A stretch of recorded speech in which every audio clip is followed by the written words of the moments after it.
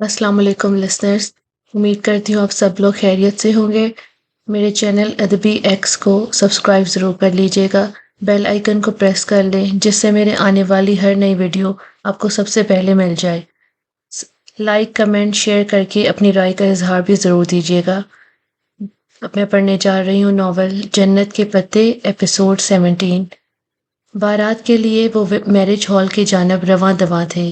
अब्बा ड्राइव कर रहे थे और आज वो खामोश नहीं थे बल्कि फ्रंट सीट पे बैठे जिहान को सड़क के इतराफ में गुजरती जगहों के बारे में मुख्तसर फिक्रों में आगाही दे रहे थे। वो भी जवाबन कोई मुख्तसर सा जवाब दे देता था। वो आज भी इतना ही कम गो था जितना 2 रोज कबल, मगर वो बर्फ की दीवार पिघल गई थी। वो पिछली नशस्त पे बैठी लाताल्लुक सी बाहर देख रही थी। उसे डीजे के बगैर इन खुशी की तकारीब में शिरकत करना सख्त बुरा लग रहा था।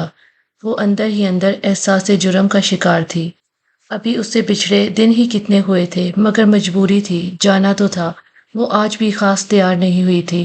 काजल और नेचुरल लिपस्टिक के अलावा कोई मेकअप नहीं किया, बाल यूं ही खुले छोड़ दिए, ज्वेलरी भी नहीं पहनी। ज़रूरत भी नहीं थी कि इसकी लंबी टखनों से बालिश भर ऊंची कमीज के गले पे काफ़ी काम था। वो शिफॉन की कमीज थी और उसका रंग आलू बुखारे के छिलके सा था। कमीज का गला गर्दन तक बंद था और गर्दन से लेकर वो 2 बालिश नीचे तक स्याह और आलू बुखारे के रंग के छोटे बड़े साइज के डायमंडीज नग लगे थे। उनकी झिलमिलाहट बहुत खूबसूरत थी। नीचे हम रंग सिल्क का पजामा था और आस्तीनें तलाइयों तक आती चूड़ीदार थी, लेकिन आज भी उसे कल की तरह अपने लिबास की खूबसूरती से कतई दिलचस्पी न थी। मैरिज हॉल के बाहर बारात अभी अभी उतरी थी। दाखिली दरवाजे पे खासा रश था। सजी सवरी जेवरात, कीमती मलबूसात और खुशबू में रची बसी लड़कियां और खवातीन गाड़ियों से निकलकर अपने बाल और मेकअप ठीक करती दरवाजे की जानब बढ़ रही थी। रज़ा और जाहिर चचा वहां खड़े खुश इखलाकी से मुस्कुराते मेहमानों को वेलकम कर रहे थे। उसे पता था कि महविश की कल वाली बात को आज भुलाकर सब शादी में शिरकत करेंगे, और वाकई ये हो रहा था। कार रुकने पर उसने दरवाज़ा खोला और बारीक हील बाहर पथरीली ज़मीन पर रखी। बेइख्तियार उसे अपनी टूटी हुई सुर्ख हील याद आई। सर झटक कर वो बाहर निकली और पर्स संभालते हुए दरवाज़ा बंद किया। अब्बा जिहान और अम्मा एक साथ मैरिज हॉल के दाखिली दरवाजे की जानब बढ़ रहे थे, और वो भी वहीं चली जाती अगर जो उसके पाँव पे वो पत्थर आकर ना लगता। आउच! उसने करा कर पैर हटाया। वो बजरी का छोटा सा टुकड़ा था। उसने गर्दन उठाकर इधर उधर देखा। वो मुखालिफ सिमत से आया था जहां पार्किंग में गाड़ियां खड़ी थी, और किसी ने बहुत ताक कर उसे मारा था। उसने गुजरे 3-4 माह में उसे इतना अंदाजा तो हो गया था कि उसके साथ इत्तेफाक नहीं होते। उसने मुतलाशी निगाहों से उस सम देखा और फिर ठहर सी गई। पार्किंग के पीछे से एक ह्योला सा निकला और उसकी जानब बढ़ने लगा। चंद लम्हे तो वो अपनी जगह से हिल नहीं सकी। रात की तारीकी में पार्किंग एरिया को ऊंचे पोल्स की जर्द पत्तियों ने मध्यम में रोशनी बख्श रखी थी। उसी रोशनी में वो साफ दिखाई दे रहा था, या दे रही थी। भड़कता हुआ नीला जर्द तार दुपट्टा हम रंग जोड़े के ऊपर पहने, वो दुपट्टे का पल्लू चेहरे पे जरा सा डाले उसे दांतों से यूं पकड़े हुए थे कि दूर से उस पे किसी औरत का गुमान होता था। चेहरे को सफ़ेद पेंट किए, गहरे आई मेकअप, सुर्ख चोंच सी लिपस्टिक और सुनहरे बालों की विग लगाए वो उसकी तरफ चलता आ रहा था। उसे एक नज़र में ही पहचान गई थी, पिंकी। उसने हरासा निगाहों से गर्दन मोड़कर दूर हॉल की तरफ को देखा। अब्बा की उसकी जानब पुश थी। वो वापस मुड़ी तब तक वो करीब आ चुका था। कैसी हो बाजी जी? वो मुस्कुराया। तुम यहाँ क्या कर रहे हो? उसने सरा सहमगी से उसे देखते अपने पर्स पे गिरफ्त मजबूत कर ली, गोया जरा भी वो आगे बढ़ा तो वो भाग उठेगी। आपसे मिलने आई थी जी, पिंकी कहते हैं मुझे। याद है जी? वो मुस्कुरा कर अच्छी तरह याद है, और भूली तो तुम्हारी माँ और बहन भी नहीं होगी। अब हटो मेरे रास्ते से। गुस्सा क्यों कर रही हो जी? मैं तो आपको कुछ बताने आई थी। माय फुट, मसला क्या है आपको मेजर अहमद? वो पैर पटक कर बोली। इतने बावकार अहदे पे फाइज होकर कैसी हरकतें कर रहे हैं आप? लो जी, मैं तो डॉली का पैगाम देने आई थी, मगर कैसा पैगाम? وہ اسی رکھائی سے بولی۔ ڈالی کی حالت امید بخش نہیں ہے، پتہ نہیں کتنے دن جی پائے۔ کیا ہوا ہے؟ وہ ذرا چونکی۔ خود چل کر دیکھ لیجئے، آئیے میں آپ کو لے جاتی ہوں۔ نہیں نہیں، مجھے کچھ نہیں، نہیں نہیں، مجھے کہیں نہیں جانا۔ وہ بدک کر 2 قدم پیچھے ہٹی۔ ایک دفعہ تو اس سے مل لیں، اس نے کچھ بتانا ہے آپ کو۔ مجھے کچھ نہیں جانا، تم لوگوں کی ساری معلومات مجھے ARP کی ماں سے مل گئی تھی، تلخی سے کہتے ہوئے اس نے پھر سے پلٹ کر دیکھا۔ بارات کے مہمان اندر کی جانب بڑھ رہے تھے، کوئی اس کی طرف متوجہ نہ تھا۔ ہو سکتا ہے کچھ ایسا ہو جو اس کی ماں کو بھی کیا؟ وہ چونکی، پھر بغور پنکی کو دیکھا۔ اس کے اونچے قدم کے سوا کوئی چیز اس روز جنا سپر کی شاپ میں ملنے والے اس اسمارٹ گلاسز والے نوجوان کا پتہ نہیں دیتی تھی۔ پنکی کا تو چہرہ بھی جلا ہوا نہیں لگتا تھا، مگر نہیں، اس کا چہرہ تو سلیٹ کی طرح ایسی جھلی جس نے سب نقش چھپا دیے ہوں۔ خدایا، کیسے یہ لوگ اپنے چہرے بدل لیتے تھے؟ مگر آنکھیں، وہ چونکی، یہ آنکھیں وہی تھی، وہی گلاسز کے پیچھے سے جھلکتی آنکھیں، اب آئی شیڈو کی چمکیلی تہہ کے باوجود انہیں پہچان گئی تھی۔ اس بات کا جواب تو بس ڈالی کے پاس ہے جی، اور اس نے مجھے یہی آپ کو بتانے کا کہا تھا۔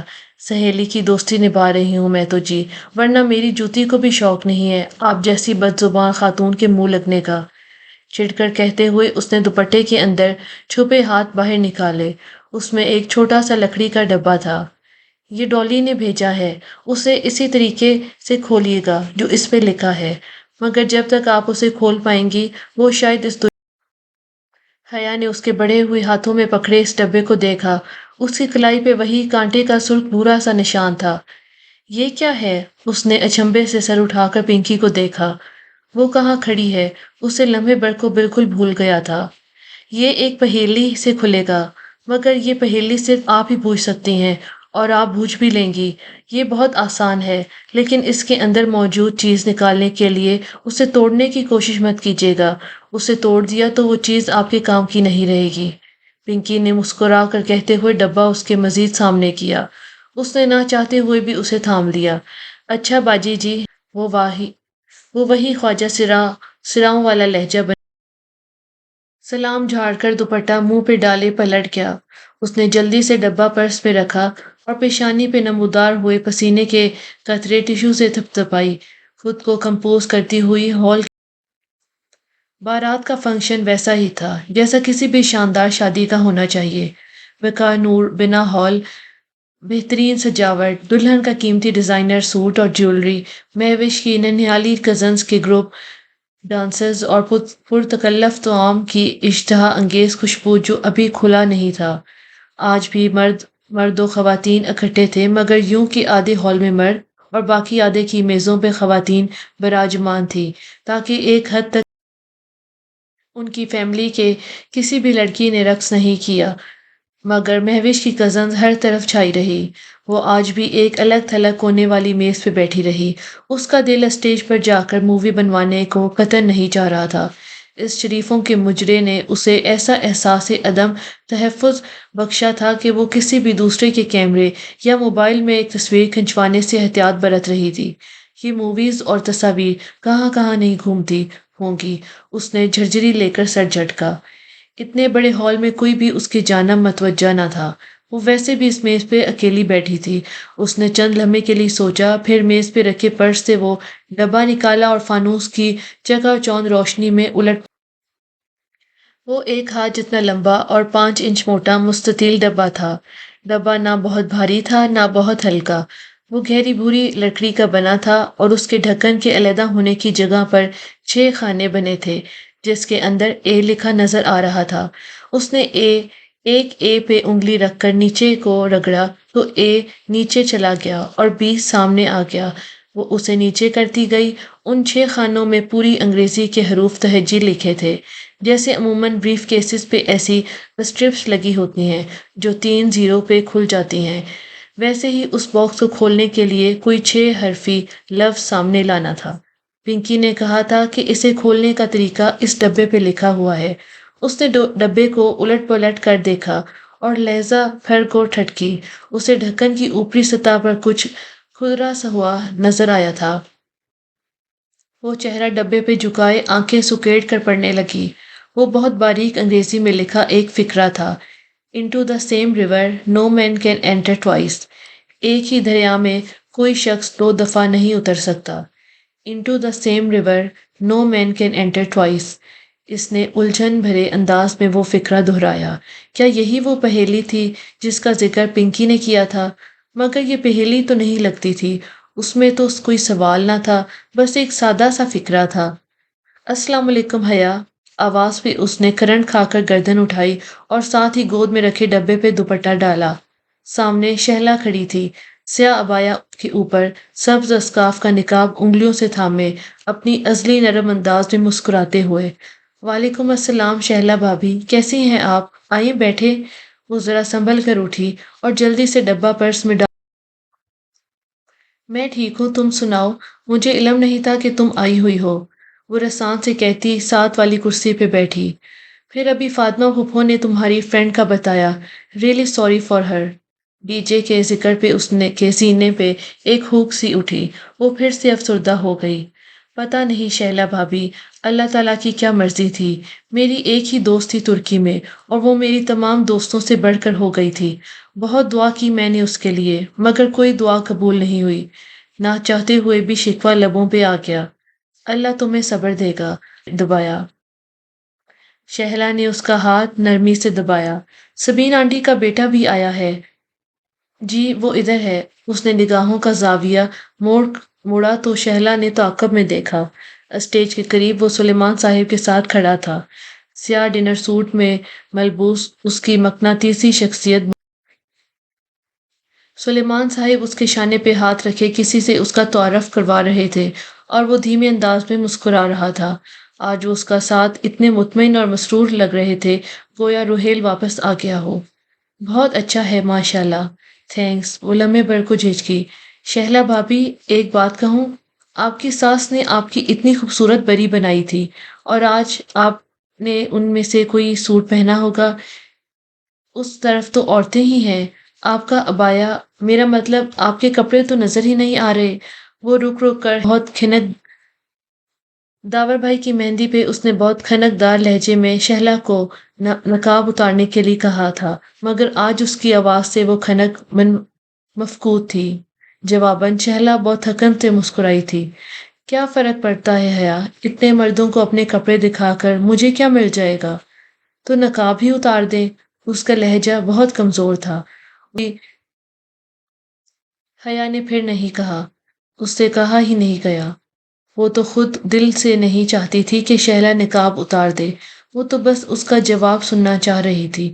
اسے شریفوں کے مجرے کا وہ منظر اچھی طرح سے یاد تھا، جب سنہری اور چاندی کی مہور رقص پریوں کے پیچھے کرسی پر ترچھی ہو کر بیٹھی کسی آنٹی سے بات کرتی شہلا نظر آ رہی تھی، مگر نقاب میں ہونے کے باعث اسے کوئی پہچان نہیں سکتا تھا۔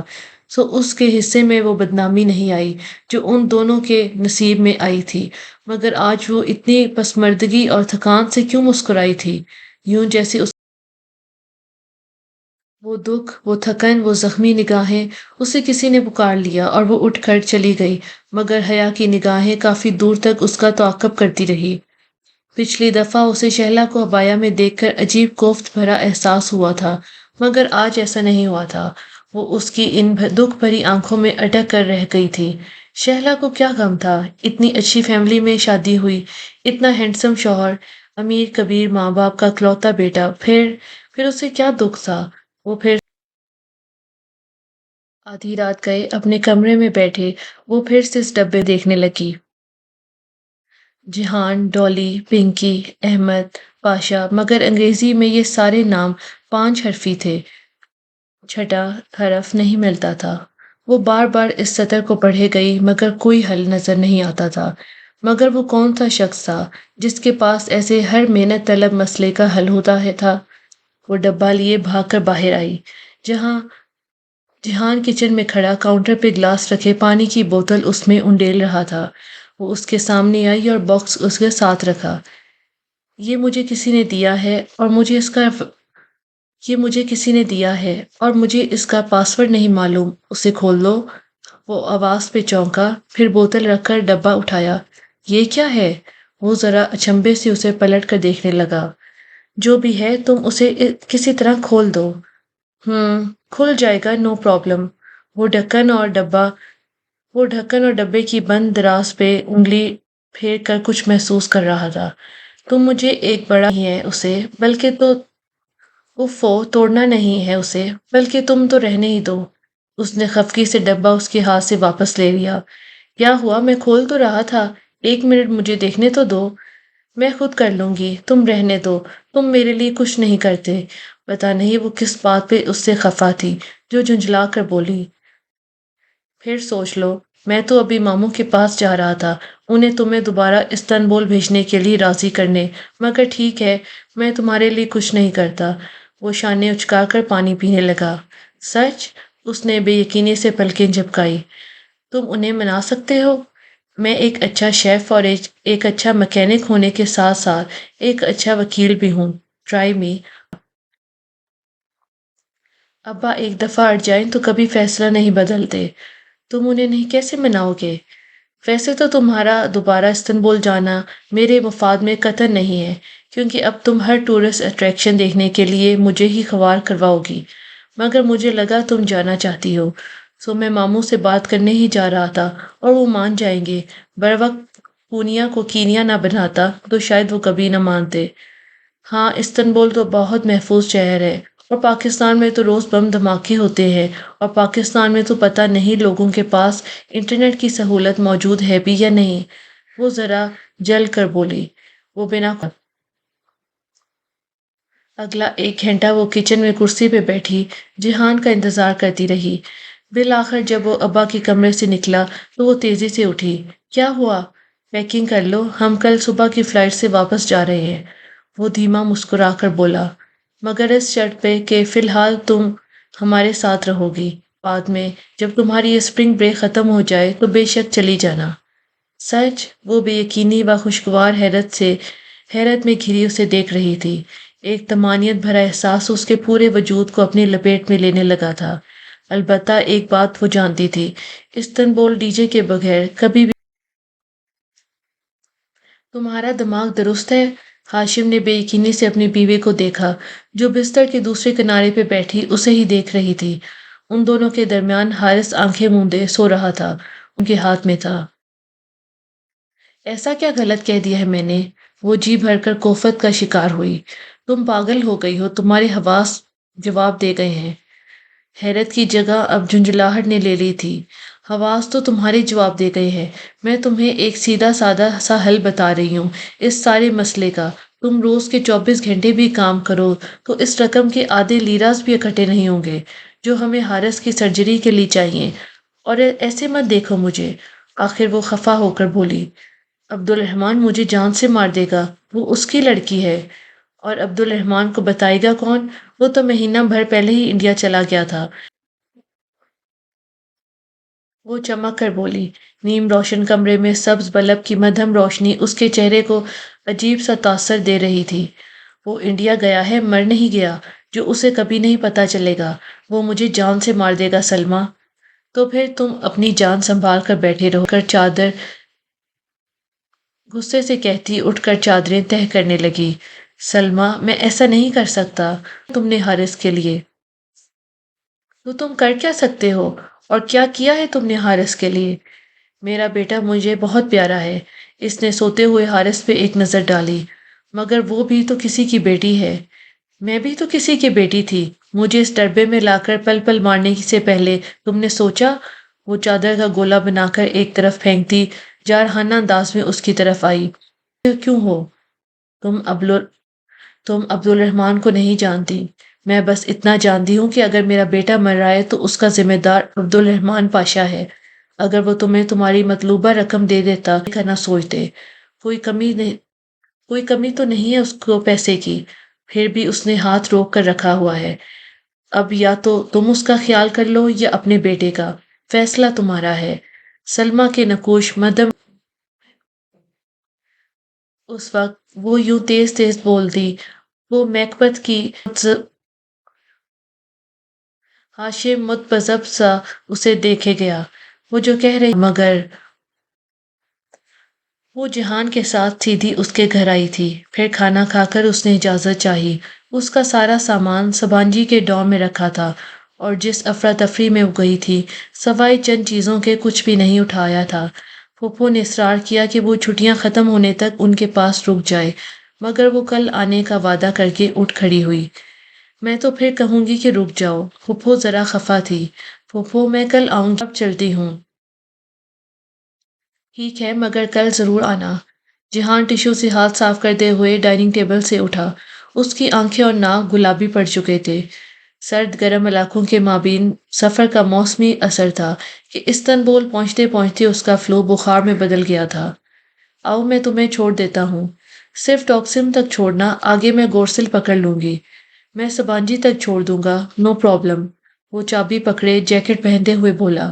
نہیں، اس بخار میں تم سے 45 منٹ کی ڈرائیونگ کروائی تو 45 دن تک تم جتاتے رہو گے۔ ویسے بھی مجھ پہ تمہارے بہت سے احسان جمع ہو گئے ہیں، اتنے سارے کیسے اتاروں گی؟ وہ اس کے سامنے سینے پہ بازو لپیٹ رہی تھی۔ اتارنے کے لیے کس نے کہا ہے؟ وہ ذرا سا مسکرا کر دروازے کی جانب بڑھ گیا۔ وہ اس کی پشت کو دیکھے گئی۔ وقت گزرنے کے ساتھ ساتھ جہان کا پاکستان میں پہلے 2 دن تو وہ لاتعلق رہا۔ شاید اس کے لیے دونوں کو ٹھیک سے بات کرنے کا موقع ہی نہیں ملا تھا، مگر پھر اس نے خود ہی کچھ محسوس کیا تھا۔ تب ہی وہ خود آگے بڑھا اور ان کے درمیان کھڑی سرد دیوار ڈھائی، لیکن وہ اس کے لیے وہ محسوس کرتا تھا جو وہ اس کے لیے کرتی تھی۔ کیا اسے ان کا وہ بھولا بسرا رشتہ یاد تھا جس کے نہیں کرتا تھا؟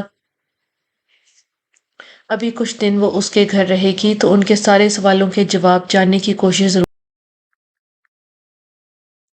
ٹاکسم اسکوائر کا مجسمہ آزادی اسی طرح تھا جسے وہ چھوڑ کر گئی تھی۔ مجسمے کے گرد گول چکر میں اگی گھاس پہ سرخ، سفید اور زرد ٹیولپس لگے تھے۔ ہر جگہ سالانہ ٹیولپ فیسٹیول کے پوسٹرز بھی لگے تھے جو ہر سال کی طرح اس موسم بہار میں بھی استنبول میں منعقد ہونا تھا۔ ٹیولپ کا پھول استنبول کا سمبل تھا، مگر ان کی دل فریب مہک میں ڈوبا ٹاکسم اسکوائر حیا کو خزاں آلود لگا تھا۔ وہ بہار اب وہاں نہیں تھی، جیسے ڈی جے نہیں تھی۔